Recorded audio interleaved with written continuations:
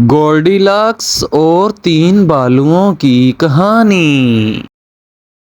ایک دفعہ کا ذکر ہے کہ ایک جنگل میں ایک خوبصورت گھر بنا ہوا تھا جس میں بالوں کی فیملی رہتی تھی اور جنگل کی دوسری اور گولڈی لاکس کی فیملی رہتی تھی۔ گولڈی لاکس بہت ہی پیاری بچی تھی۔ ایک دفعہ وہ کھیلتے کھیلتے اپنے گھر سے باہر نکل گئی اور جنگل کی جانب چلے گئی، اور دوسری اور بالو کے ممی پاپا نے دلیا بنایا تھا جو کھانے لگے تھے۔ وہ کافی گرم تھا اور وہ چہل قدمی کرنے کے لیے گھر سے باہر چلے گئے۔ اتنی دیر میں گولڈی لاکس بھی جنگل میں جا کر ایک خوبصورت اور بہت بڑا گھر دیکھتی ہے تو وہ دروازہ کھٹکھٹاتی ہے۔ اندر سے کوئی آواز نہیں آتی۔ آخر کار اس سے رہا نہیں جاتا اور وہ اندر چلے جاتی ہے۔ اس کو بہت ہی پیاری خوشبو آتی ہے تو وہ دیکھتی ہے کہ وہاں پر میز پہ کچھ کھانے کے لیے پڑا ہوا ہے۔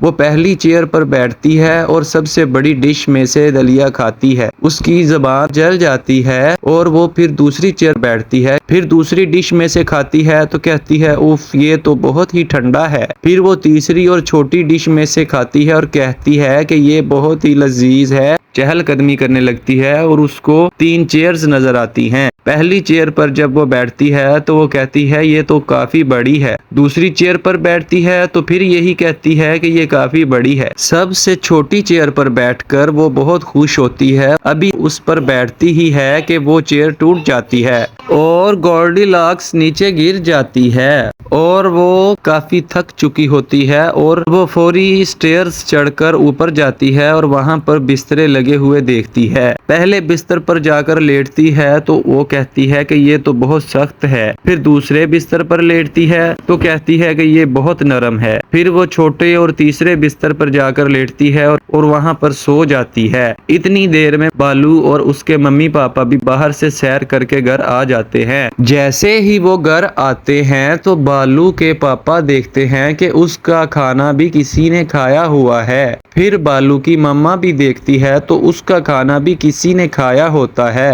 اور پھر بالو خود دیکھتا ہے تو اس کا بھی کھانا کوئی کھا جاتا ہے۔ وہ آگے جا کر دیکھتے ہیں، بالو کے پاپا کہتے ہیں کہ میری چیئر پر بھی کوئی بیٹھا تھا۔ بالو کی مما بھی کہتی ہے کہ میری چیئر پر بھی کوئی بیٹھا تھا، اور پھر بالو بھی روتے روتے کہتا ہے کہ میری چیئر پر بھی کسی نے بیٹھ کر میری چیئر توڑ دی۔ پھر وہ اوپر جا کر اپنی آرام گاہ میں دیکھتے ہیں۔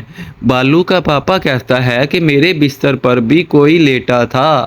پھر بالو کی مما بھی کہتی ہے کہ میرے بستر پر بھی کوئی لیٹا تھا، اور پھر بالو خود کہتا ہے کہ یہ دیکھو میرے بستر پر ایک انسان کی بچی پڑی ہوئی ہے جو سو رہی ہے۔ گولڈی لاکس جیسے ہی آنکھیں کھولتی ہے اور بالوؤں کو دیکھ کر چلانے لگتی ہے اور ڈر کر وہاں سے بھاگ جاتی ہے، اور پھر وہ کبھی بھی جنگل کا رخ نہیں کرتی۔